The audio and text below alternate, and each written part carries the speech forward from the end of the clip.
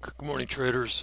I believe this is Monday, the 29th of March. Got some really interesting run up on the close on Friday. I am not sure what took them from 40 up to the highs, which was actually the contract highs, but it was obviously it was a bit much.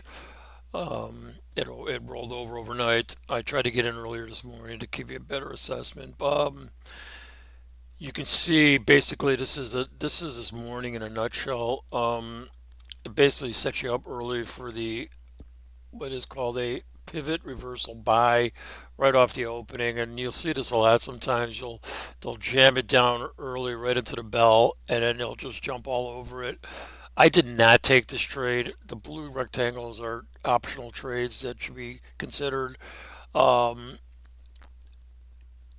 Yellows are executions I'm taking. This is a reversal buy right here. Once again, I didn't take it because I thought that we might roll over and make one more stab to the downside. I think ideally we're going to come down to this MA and S1, which is around 24, which is going to provide a really, I would think, long opportunity if it comes in. I think the overnight low is 28. I expect that I should come out, and if it does, they're going to make it to S1.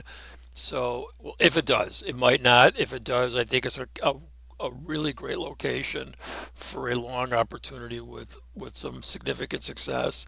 So today's trade basically was the reversal buy. You see this rectangle. I took this. It was a trend line, early trend line, and I jumped it foolishly, and I got stopped out on this one. So I move on from that.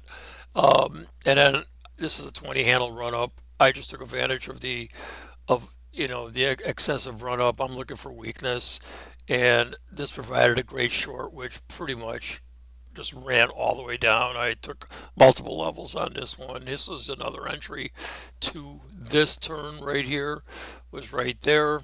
You can see it failed inside this ribbon, part of this platform, which is a little different if you don't use this. And the continuation short with another lower pivot high, gave you another one here.